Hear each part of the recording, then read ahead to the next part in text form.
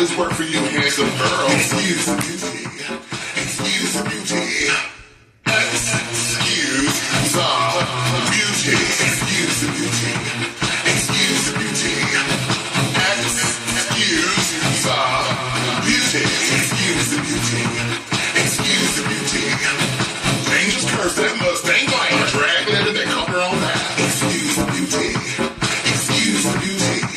The United States to overseas, because my never place things all on me. Excuse the beauty. Excuse the beauty. Don't kill my vibe if that's still old frown. You better stand on your head and figure it out. Excuse the beauty. Excuse the beauty. Could God get a good girl? Sit on down. I'm telling you, I'm snatching crown. Excuse the beauty. Excuse the beauty. Excuse the beauty. Excuse the beauty. Excuse the beauty. Excuse the beauty.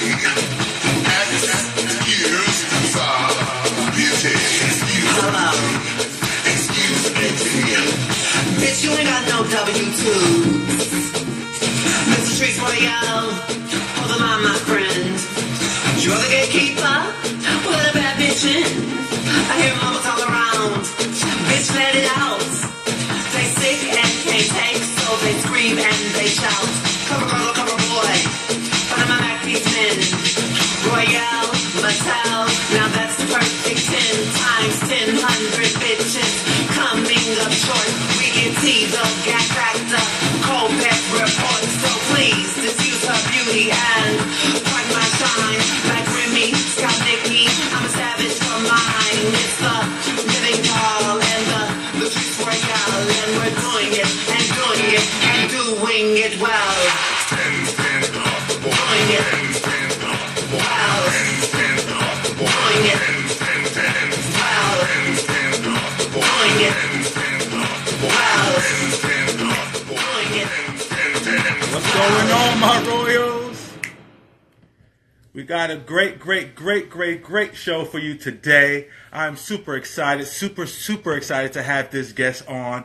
Oh my God. But before we get to that, I got to give you a rundown of my sponsorship. Yeah, I know AD from Love and Hip Hop Hollywood. Well, yeah, she sponsors the show. I got her t-shirt on now. I got her dad hat on now. She got a clothing line called Dig the Kicks. It's Dig the Kicks, DTK.com, and make sure you go there and type in Royals at that promo code so you get 15% off. She got t-shirts, she got hats, she got joggers, she got sweatsuits, she got shorts, she got it all. So make sure you go check it out. It's a unisex brand, Dig the Kicks, DTK.com, and when you're at that checkout screen, make sure you type that promo code Royal so you can get 15% off. We are also sponsored by SwagNationMagazine.com, the #1 independent artist magazine in the nation. And guess who got the honor to grace their magazine, the cover of their magazine? Yes, Vogue, us. This beautiful face you see here, King and Key of the Royal Cows, has graced their magazine, and we made history being the first LGBT entrepreneurs to grace their cover of their magazine. I'm super honored and super excited. So make sure y'all go to SwagNationMagazine.com and go cop that magazine, volume 14, and make sure you support, because all we have is each other to support.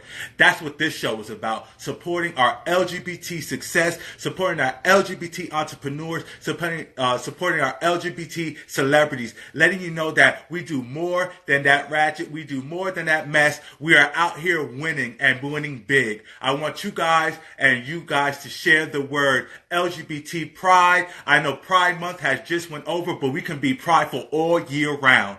I'm super excited for our next guest. Let me tell you, I hit him up and he was honored to be a part of our show. And I was so blessed and honored to have him a part of our show. For him just to say yes was a big deal for me. So without further ado, I want to introduce musician, talent agent, celebrity personal assistant, and husband to none other than Latrice Royale. Oh my God, we have the one, the only Christopher. So I'm going to go ahead and bring him in. We're going to chat about some things. Hey, what's going on? How are you? I'm pretty good. I'm surviving. I'm here. I know that's right. Well, first and foremost, I want to say thank you so much. I am honored and privileged to have you on my platform. Well, I really appreciate you hitting me up. Jasmine Master says you're a good time, so here I am. Yes, we love Jasmine Master. We have we had a lot of dealings with her on this show. So thank you, Jasmine, for the great shout out. Again, the way we like to get started here is we want you to introduce your social media and wherever anyone can find you at. Sure. I'm here on Instagram at Christopher L. Hamblin. I think on Twitter you can find me at Chris L. Hamblin. And on Facebook, I do have a personal profile. But I kind of, if I haven't met you in person, I might not add you on that page. I understand. That tends to be for people that I know or follow for work or whatever. Yes. But then I do also have a Christopher Hamblin page that I've recently started. When I made my Instagram profile a business profile, it made me create a Facebook. Yes. Well. So now I have one of those, and I have to try and look professional and dignified on another platform. I understand. And I understand that personal because I know a lot of your life is just business. You kind of have to have that personal time just so that you can feel, regular at times. And not to say that you're not regular, but I know you're, you're built and busy and you got a lot going on. So you kind of want that privacy at the same time as you want the business success. Well, I had returned unsuccessfully to college when social media started to be a thing, and a friend of mine said, if you wouldn't do it downtown, don't do it on Facebook. And I know that's right. So that was my policy from early on, is if I didn't want everybody to see, then I wasn't going to share it with the world. I know that's right. Again, I want to say thank you for coming on here. So let's get to it. So again, we like to do a little things different here. Before we get straight to the good stuff, I want to kind of let my viewers and, your viewers to kind of get to know you a little bit and kind of take it back before, who you are today. And I want to get to know you as Christopher as a little kid, as Christopher as a teenager, and get to know what was your passions and are you living your passion now? Well, I am. It doesn't look like what I thought it was going to look like. As a kid, what I kind of thought I might end up doing was working at Dollywood, or maybe like playing piano for like a Christian singer like Sandy Patty or something like that. I grew up very religious in East Tennessee. And I think my mom today just figured out how to use Instagram and is watching. So we have East Tennessee in the house. Yes, Bob. Yeah, I always said I grew up halfway between Dolly Parton and Loretta Lynn, and it's very true. I can be to Butcher Holler, where Loretta grew up, in about an hour and a half, or to Pigeon Forge, Sevierville area, to see Dolly in about the same amount of time from where I grew up. Dolly Parton wrote a song, said, no amount of money could pay me to go back and live through it again, but you can't take those memories from me.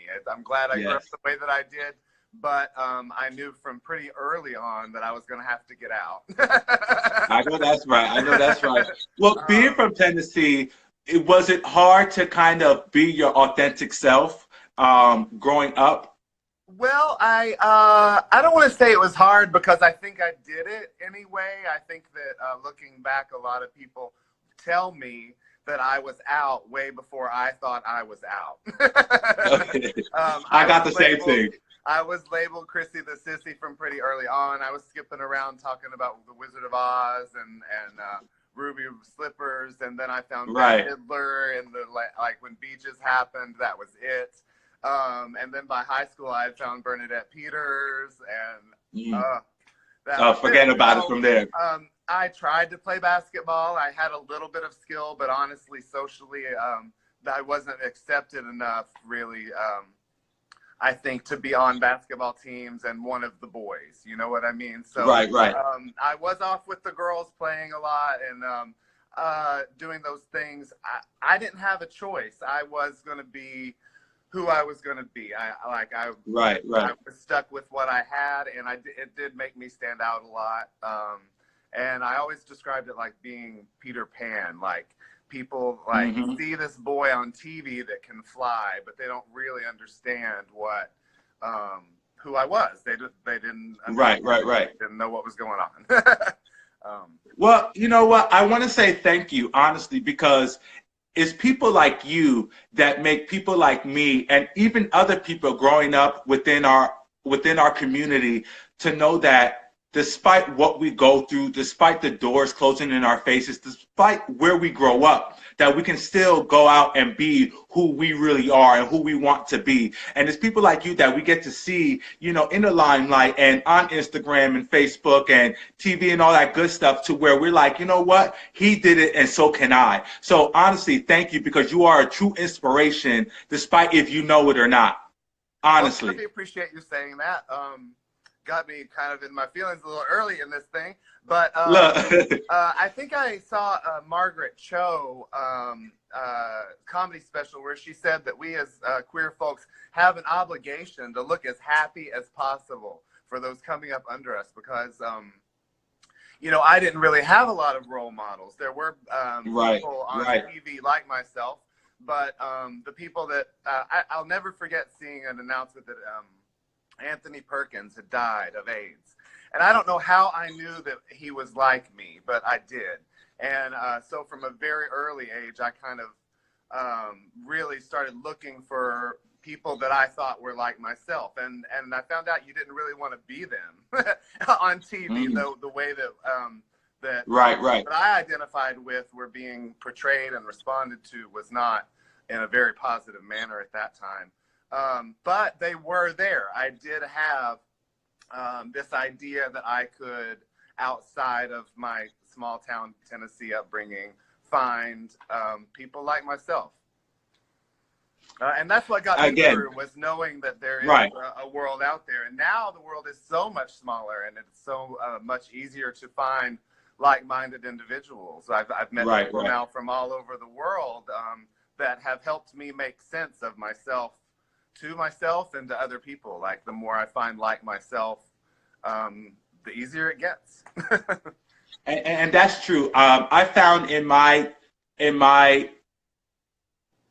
travels and my journey within this world, within myself, is that, you know, we are not meant to be alone. We are human beings, and I feel like we learn the best way we can when we meet other people and we react to other people, even people that are not like-minded like us. We learn from those people as well, because it helps us be our authentic self. Because even when someone's doing wrong, someone can, you know, it can be a sense of, well, I know that's wrong, or I know that's right, but I know who I am, and I know that's not what I want to be, or that's exactly what I want to be. So honestly, again, I just want to say thank you before we continue on, and for you to know that you are inspiring us, and for you to follow your dreams makes it just that much easier for us to follow ours. So again, thank you. Well, so, you know, I know it's a lot of mushy stuff, but let's get to the fun thing. That's what you need to know. If you, you know, they say that my husband is the Oprah of drag, and I'm kind of the Iyanla. I know that's right. Oprah gives people cars and hugs, and I want to get there and fix shit. I know that's right. All right. So, yeah, you're talking my language. I love that. I love that. And that she is, you know, shout out to Latrice, you know, she is definitely the Oprah of drag. So let's get into you. So, musician, talent agent, singer, I mean, you do a little bit of everything, well, you know. And in this business, there's no that's the truth. Know in show business that only has one job. You have to be so famous to get paid just to be yourself, and even then, you have to be yourself in multiple versions across different platforms to make it work. Look, you spilling nuggets now. I need everyone that's listening to definitely jot this down, make a mental note, because it is, and especially within our community, it's just that much harder, or just that much more you got to do just to make a noise out here, just to scratch the surface. There's a lot of noise out there, and even if you want to get like Drag Race specific, even within that franchise, there's over 100 girls from that show now that fans have connected with or not. and it's turned out Right. various ways for all of them. I'm really fortunate to have. We're really lucky. I think people really love Latrice, and even when some things haven't gone well, people have still ridden it out with us and believe in what we're doing. So I know that's right. so that's pretty cool. But as for myself, one of the struggles I guess I have had over the past few years, in a certain way, is that I've never wanted it to be perceived that I was associating myself with my husband in order to get spotlight for myself. Right, right. That's definitely something I see happen in our culture. And this ain't my first rodeo either. You know what I mean? So I know that's right. So I have, in a lot of ways, sort of put my own work aside to quell any questions about my fame hungriness, because I don't really need to be famous. I have enough opinions about my life. I'm cool. You know what I mean? Yes, definitely. I also am an artist, and I do occasionally have something to say about the world that I'd like to share with other people. And I really appreciate you giving me an opportunity to share a little bit more. Yes, about most that. definitely. And for everyone that doesn't know, you can subscribe to the Royal Couch on all social media platforms. This will be, after this is done, we would definitely share this on our Facebook page, on our YouTube, so everyone can, go back to it, can rewatch it, or all of that good stuff. So, thank you again. I cannot just say thank you, but I want to get a little bit, we're going to get into Latrice a little bit later, but I want to kind of get into you a little bit more and talk about you as a musician. And I want to know, the auto harp, right? that is How yeah. does someone get into or even know that that's what they want to do?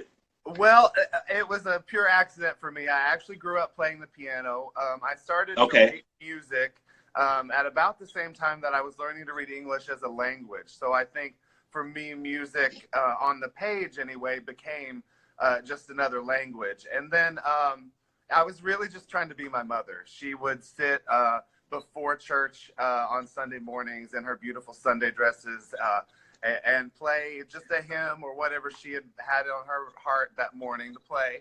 And completely unself-conscious of this kid just idolizing her, you know what I mean? And I just fell in love with that image, and I wanted to be able to make my mom happy. And it turned out I was pretty good at it. I had an ear. I came from a pretty musical family. My mother's family were gospel singers. They were sort of funeral singers of our community. If someone in the community passed away, they would often be asked to be present to sing at the service, and that was sometimes how they made a little extra money, and sometimes how they showed their worship and their dedication to their faith. So I grew up with an ear for music, and then when I was shown what it looked like on paper, I think it just vibed, and I understood it in a mathematical kind of good way. But then I grew up around country music, and piano is used in country music, but you don't get lessons to do that unless you're around a community that has a band and you can hook up with other people. I never could play guitar. That never made sense to me at all. So a lot of the music that I loved, I found myself unable to make on the piano. And then I was at this Radical Fairy gathering, and someone had left an auto harp in the library at the main house, and it had been really poorly tended to. Nobody had shown it any love in a long time. And I said, well, I think I can figure this out. And so I took the responsibility of stewarding that particularly community property. And it turned out I could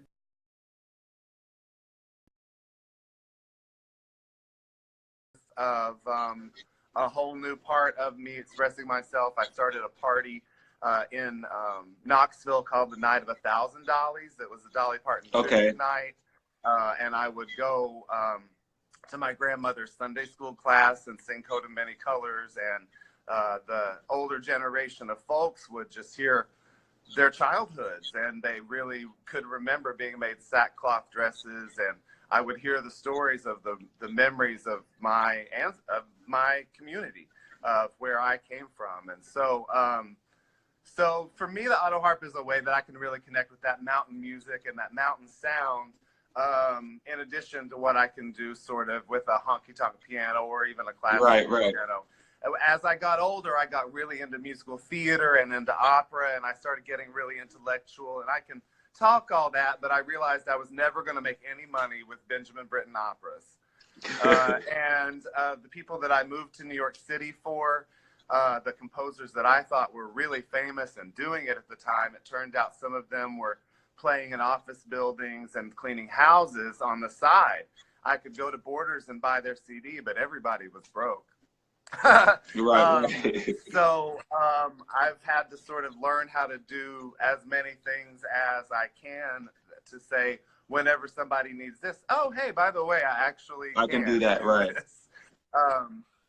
So that's kind of, I guess, my musical lineage and how I found the auto harp in particular. Well, that's beautiful, because it kind of make, for me anyway, it kind of sounds like you didn't find it, it found you, and just music itself. So that's beautiful, because it resonates as this is what you're meant to do, and not just something that you want to do. And I feel like a lot of people within this industry, like you said earlier, kind of chases that fame, or really wants that fame. So it's just like, what can I do that people are going to listen? What can I do for people to pay attention to me? And you kind of just let that happen. And I always said, no matter what it is, no matter what God gives you, can nobody take it away. And when it's God given, people are going to listen. You know what I'm saying? No matter if it's an auto harp, if it's a harmonica, whatever the case may be, I feel like people are going to listen because it's God given, and God gave you a purpose, So that's a beautiful, beautiful thing. I love it. I love it. So within that musical journey, where does, that talent agent come into play, and how did you get into that really? Well, I started that when I met my husband. Okay. Which was when? Well, I met Latrice. I went to a show in Knoxville, Tennessee, at the Edge, where I was living at the time. I was the artistic director of the Knoxville Gay Men's Chorus, which I had founded and established there. Oh, wow. I was also Go ahead. the minister of music at the Metropolitan Community Church of Knoxville. And was very active in the community, and I felt like Latrice was someone that I had seen on television and really, really respected, and I really felt like had earned the spotlight, and was one of the few people in the business that I wasn't hearing any bad things about. Like, nobody was mad at her. Everybody was mad at Sharon Needles. Everybody was mad at Fifi O'Hara. Everybody was, whatever. But I went to the show like anybody else, and my good friend Zena, who was the show director that night, was trying to run this meet and greet between shows, and she was in the show, which meant she was not going to get to have a pee break or a smoke break, and I could see his face that she was over it and needed help. And so I said, let me step in here and see what I can do. Worst case scenario, I'm taking pictures of Latrice Royale for a half hour. If she's a bitch, I'll go home. And it was a Saturday night, and I had to play for church the next morning, so it was getting pretty late. But I stepped in and started taking pictures, and Latrice was sort of flirting with me like any other drag queens flirt with people. I didn't really think that much about it at the time. I knew I kind of wanted this person's attention, but I didn't really count on getting it, Right. And then I did, and 9 months later we had moved in together. And being a talent representative and beginning to help him facilitate the needs of his career was part of the way that happened. I don't know why this sounds crazy, but the first night we met, I said to Tim, I don't know why, but I just think I know what you're doing. And if you agree with me, I'd love to hang out. And if you don't, then I'll get out of the way real fast. But I've seen a lot of people burn out in this industry because they didn't have the right people around them. And I don't see that happen to you. And still going back, it makes me emotional to say all that, because I really do believe that the energy that Latrice Royale puts out into the world makes it easier for a lot of us to be. Just like you were saying earlier, just the fact that this exists now makes it a different world than when I started. Agreed. So when that person noticed me and agreed with my perspective on their career and life, and began to seek my help, it really, I guess, then made it, I got vouched for. Do you know what I mean? Jinx Monsoon, not to just name drop, but Jinx Monsoon did say to me one time, because we love Latrice so much and we trust her, we know we can trust you, or because she doesn't, there's no BS around here. Makes sense. You know what? No, that makes sense. So, so the other girls on our rosters at the time would be willing to sort of open up to me, and because I'm not really a fangirl type, like you have to be like Bette Midler, you have to be some Dolly Parton, you know right. Like, I do have my divas that I would fangirl over, but a girl from RuPaul's Drag Race probably isn't going to be one of them. Yeah, so I've met a lot of drag queens in my life.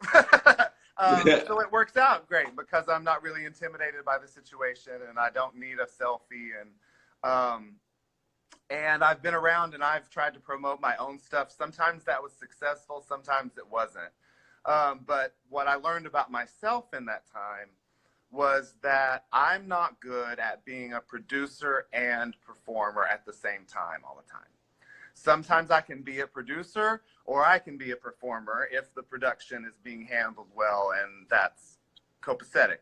But if I'm trying to do all of that, sometimes I overextend my own abilities, and I don't have time, energy, and focus to do everything that's required of that at the level that I want to see it. I want to kind of stop you there real quick, and I want people to adhere what you're saying, because I feel like that's a problem within our industry that a lot of people can't admit and will still go and do and cause the mess up because they want to overexceed themselves. So for you to recognize that and kind of alter and fix and do what you need to do to make it work, I think it's a beautiful thing. And that's a very professional and stand-up thing for you to do. But continue. I'm sorry. I just wanted to say that because there's a lot of people that... I'm glad you're vibing with what I'm saying, that I'm making sense. I really appreciate you. Yeah, definitely you are. Letting me know. What I've seen in this business is that fame can really be an addiction, and sometimes people do things motivated toward getting that fix more than that it's from their heart and that it's going to stick with fans and or audiences or people. You know what I mean? And I'm not wired that way. One of the reasons I wasn't more successful in New York City is because I can't just rinse and repeat. I can't just show up and do the same show 8 times a week for 8 years. That's not my talent. That's not where my gifts lie. Now, if you need me to step in tomorrow because somebody's sick, I will be there. Hello, I know that's right. You know what I mean? She's good in a crisis. You know what I mean? But for myself, show business is all I've ever really been interested in or good at. I was really, really exhausted with church work. Ministry is hard. You have to consider so many people's feelings, and I take that stuff really seriously. And so I had to step away from that for my own mental health. And I was just fortunate to find Tim at a time when it helped me shake up what I was doing and focus on what I'm really good at, because I do think I help. My official title is a talent representative, and understand the needs.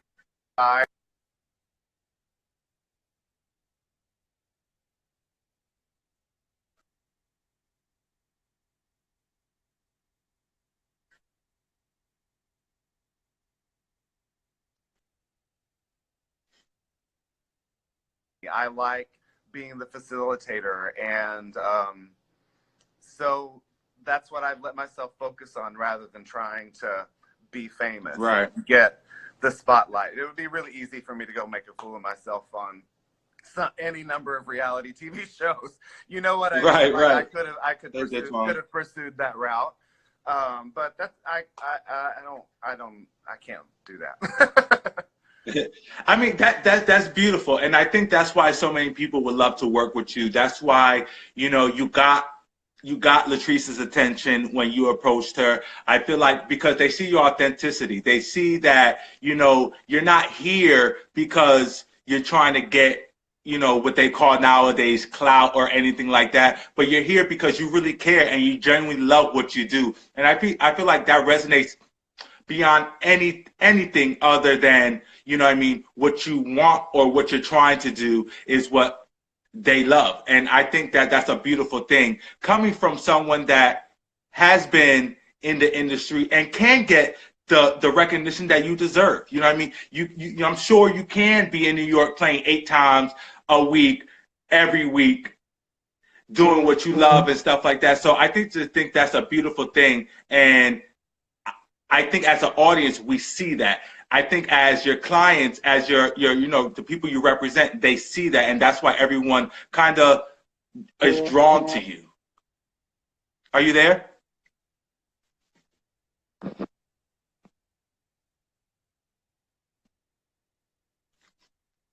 Are you there?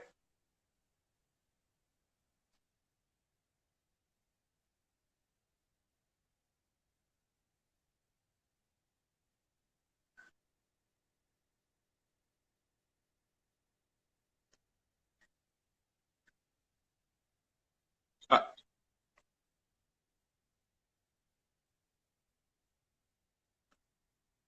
are you there?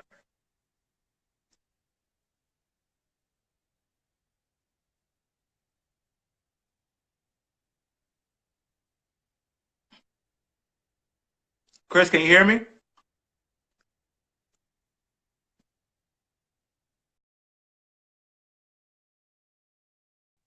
Yes. Let's try this again. Guys, we're having a beautiful conversation with Christopher. We're going to try to get him back on.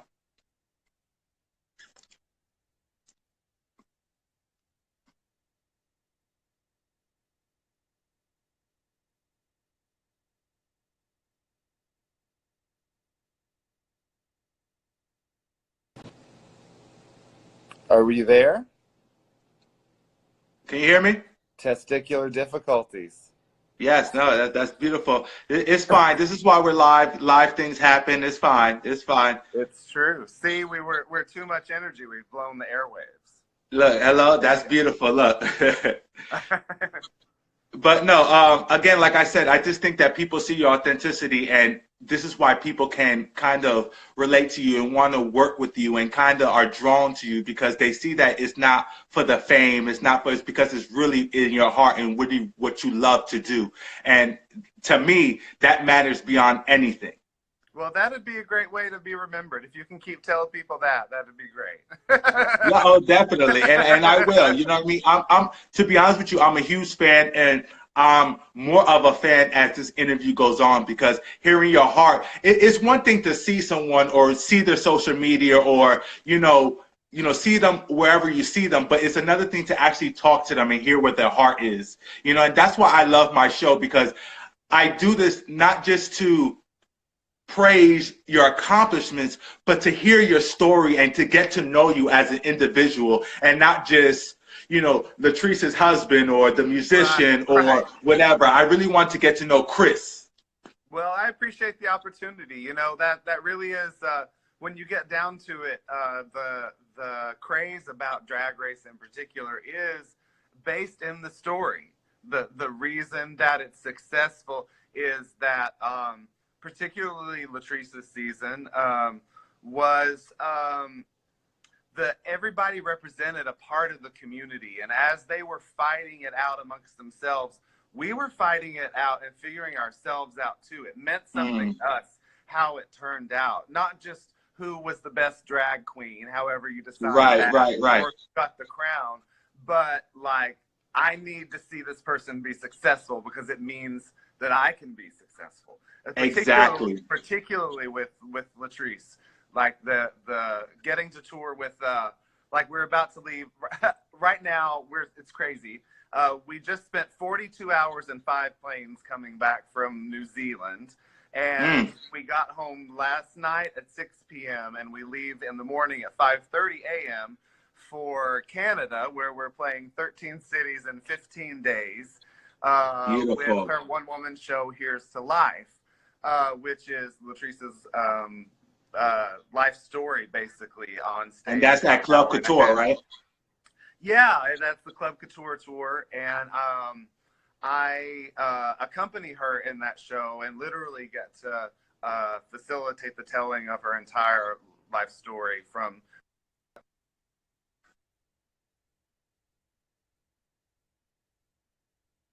losing his mother and all of that. And so I've literally gotten to help people tell their story, is my point in all of this. And that's what matters, is we have to know we're not alone. Yeah, you're right. And I think that's why a lot of people gravitated to Latrice, not because she was on Drag Race, but the fact that we related to her, like she was us. Because we've all messed up. We have all. Yes. It was a beautiful thing. It was a beautiful thing. So also with this tour, we have a great thing that you're doing, right? Yeah, I hope it's a great thing. I hope. No, it is. It's an amazing thing. So you're opening up? I am. This is the first time I've ever done like my own sort of solo set particularly with Latrice. I've done little things here and there, but never an international tour like this. So I guess congratulations. There needed to be an intermission built into this show this time because of the agreement that we have with the venues and stuff. They got to sell that liquor, girl. But Here's the Life. Once we start that story, it really like goes, and so we couldn't figure out how to make a break, and we were going through all these options, and finally I went, oh wait, I actually do things. Maybe I should just go out and talk about some of the things I'm talking about with you now, how we met, how our wedding went, and all of that stuff. And I'm going to play some music that I hope some people like. I'll do some sort of classically inspired solo piano stuff. And then I'm going to bring out the auto harp and show Trixie Mattel she's not the only one that can do something. And I'm coming for her gig, girl. I know that's right. And I'm actually going to get the opportunity to debut an original song that I've only ever done in a few living rooms. I challenged myself to try to, if I were Dolly Parton, what would I write? If I were to write a song for Dolly Parton, what would she sing? And so I sat down, and this is like my attempt at that. Like, so if Dolly hears it, she's welcome to it. Please record this song. Well, congratulations. I mean, that I'm so happy for you. I'm proud of you. And I know it's going to be a major, major hit. And honestly, I claim it now already. This is going to lead to more and more gigs and more shows for you. Like, that's an amazing thing. And you see the blessings in you wanting to help someone else, husband or not. You know, you wanting to help someone else kind of just rains down the blessings for you either way, without even trying to become, you know, a focus point or the centerpiece. Right. But it's still, God makes a way for you to have that moment. And I think that's a beautiful thing. So congratulations for you and that opportunity, because that's a huge opportunity. Not many people get to play internationally. It's true. Let alone nationally. I'm really grateful for it, and I'm really looking forward to, I hope I can live up to it. Oh, I'm sure you will. I'm sure you will. When he proposed, and Jujubee was live, unbeknownst to me at the time, on Facebook, I mean, it happened so fast. Like, I bet. I had been over in the corner and cool. And then within the next 6 months or so,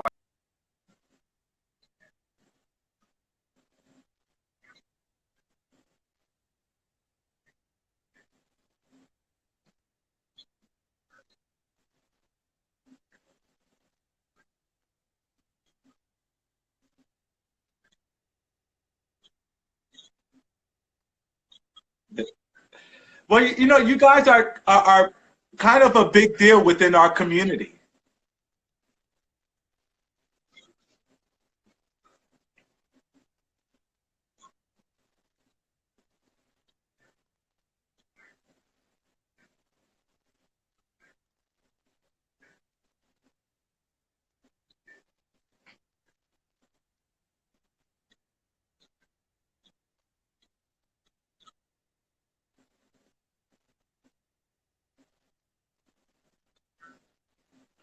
I'm glad we get to see you, and not to say that I'm not glad we don't see Latrice because I'm a huge fan of Latrice myself.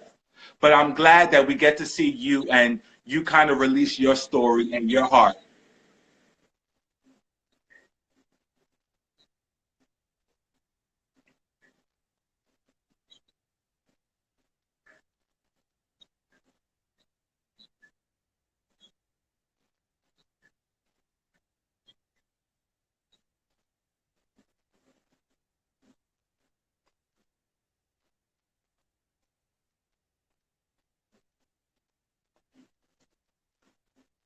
So what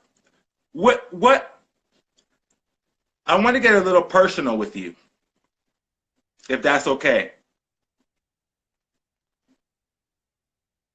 Can you hear me? Okay, so what do you and Latrice do on your day to day without social media, without the drag shows, without the piano?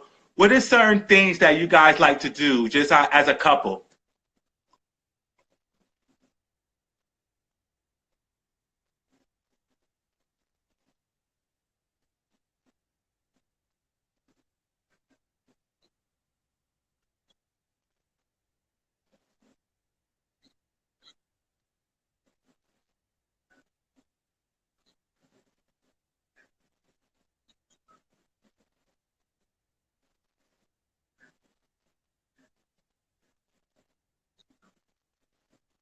Somebody to help us get through it. We're not by ourselves.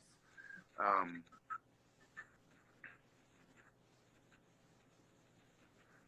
I'm sorry, can you repeat that? sure. Am I still coming through? It's a little spotty.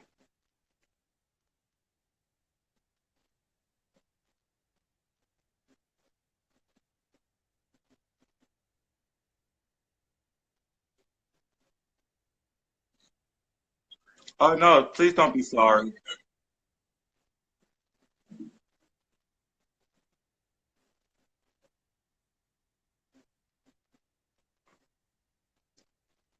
Please don't apologize. Yes, yes, I can hear you.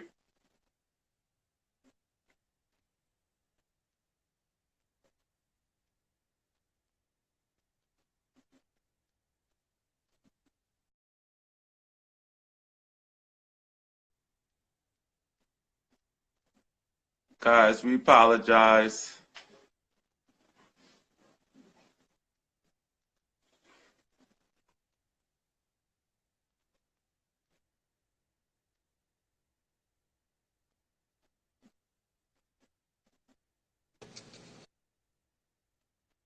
There you go.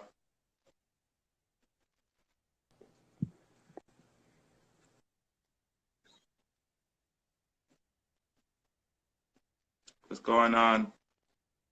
I hope this Wi-Fi will get together. I don't know.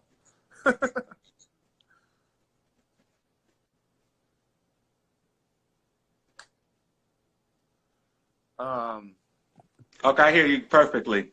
okay, cool. Where were we then? All right, so let's go back to the personal note and what you and Latrice like to do on a personal basis as a couple without the social media, without the drag race, just, you and We your are husband. on the couch with a blunt and some Family Guy. Look, I know that's right. I love it. We don't get much time to do that right now. Like I said, over the next 2 weeks, we've got 13 cities we're hitting up. So just getting each other through our workday is a lot of what we do right now. I believe it. We're very, very fortunate. Latrice is already booking into June of 2020. That's a great problem to have, but it's meant that we've actually had to sit down and schedule time off to work on new projects and to have time off. There's a lot of stuff coming up that hasn't been announced yet. We're really lucky to keep up with that, but that's most of what we end up doing. We're very fortunate to share a passion, and the thing about, not to go on a sermon here, but the trick, I think, to being a personal assistant is that you have to know that it's not about you, and that you have to know that if this person that you're assisting, the more successful they become, the more successful you become. The more work they have, the more work you will have. That's just how it works. By putting yourself aside at times for the good of the order, you're able to actually make more things happen.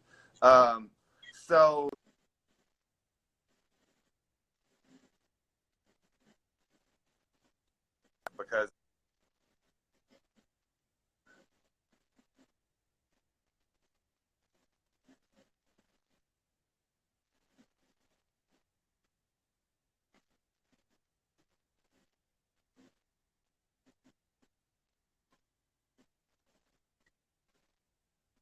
it's not.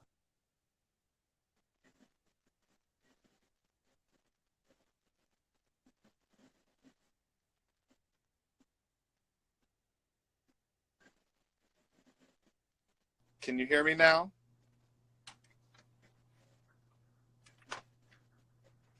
I don't know. Let's try to look. I see the famous WIGS in the background. Oh yeah, you're getting a little tour of the house. I came in to adjust the Wi-Fi. This is our office, and we keep all the fan art here, and then we have a few wig storage areas here. You can see we keep the merchandise and office supplies and all that jazz. Gosh, I gave it exclusive to Latrice's.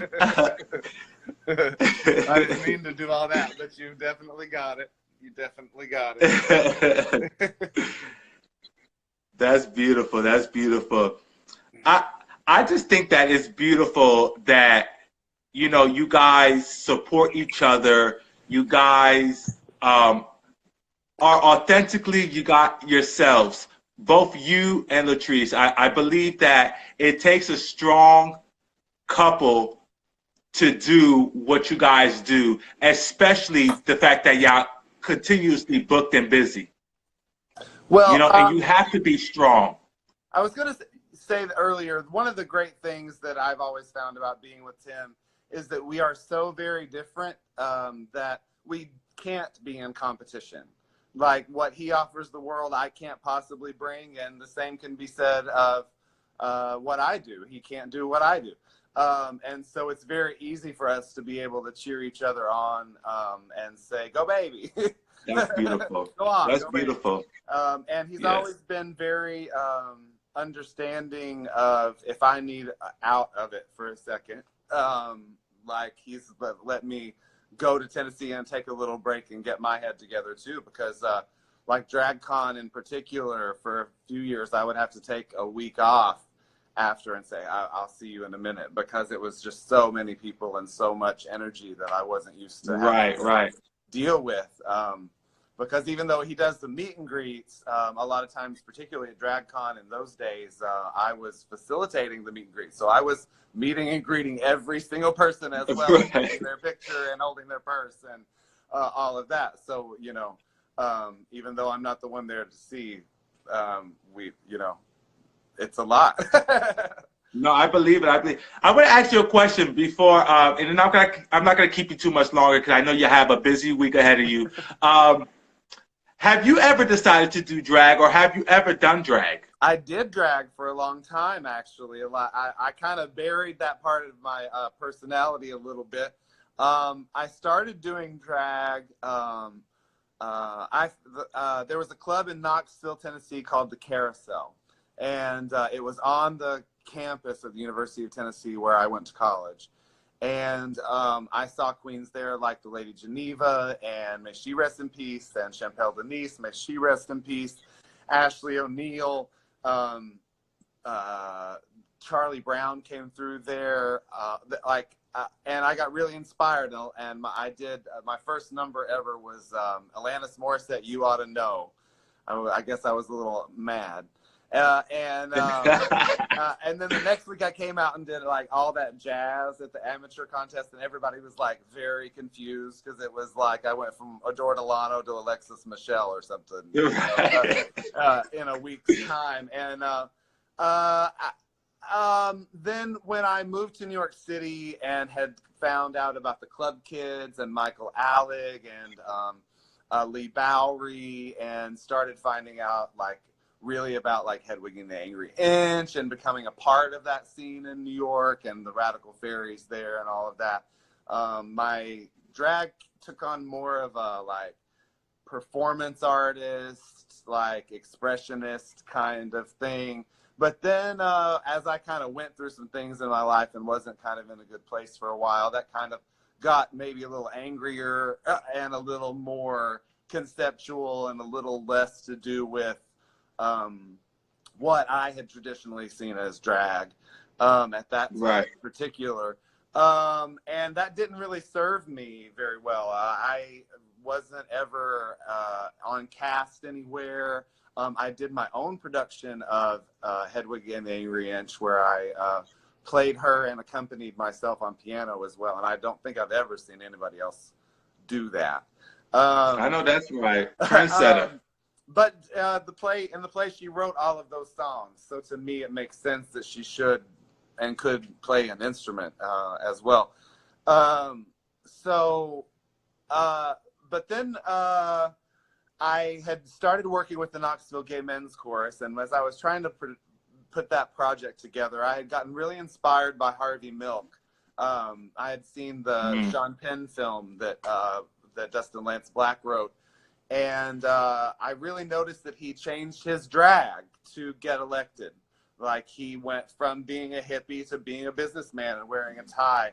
And I thought that the way I was presenting my message was so aesthetically unpleasing to the people that I was around that I needed to shake it up to be able to be taken seriously, for them to hear what I was saying as a community organizer. Right.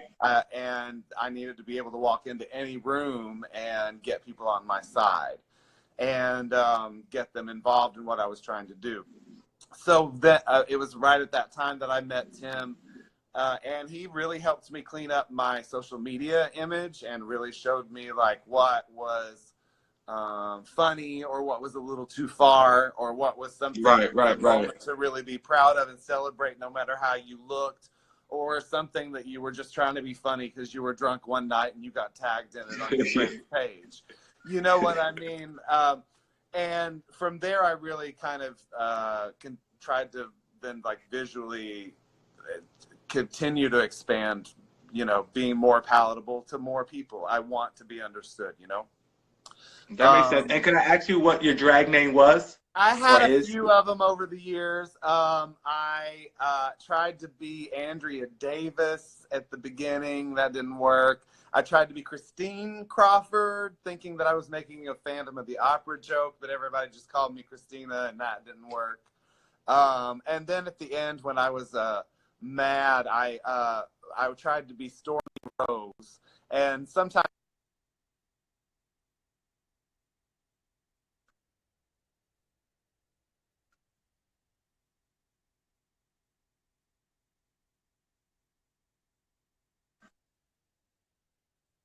and vibe with that energy. And my personality, they always saw me and not whatever I was trying to put on. Like this, the way I'm talking to you now always came through, and I couldn't really like change who I was because I was at a bar.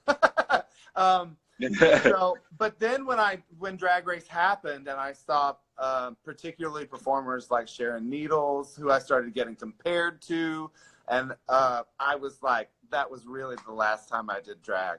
I had been doing weird stuff way before I ever heard of her, and I wasn't going to spend the rest of my life getting compared to some bitch.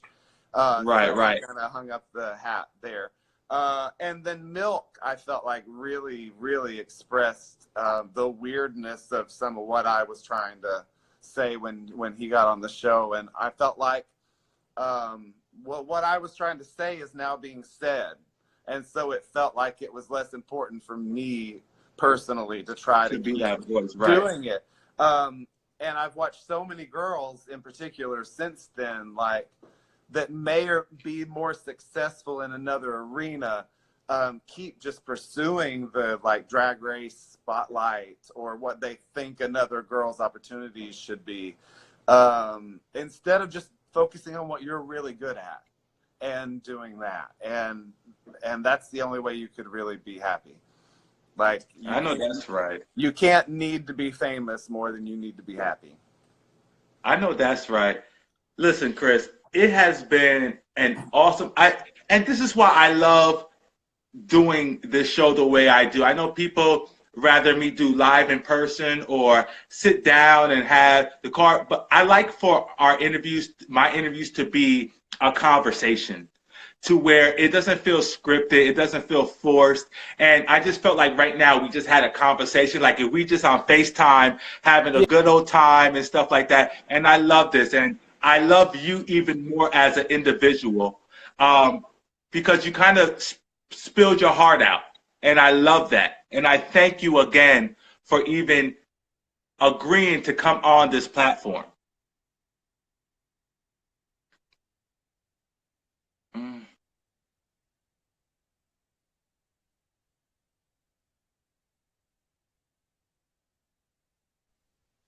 Well, I so Did you hear me? appreciate the opportunity.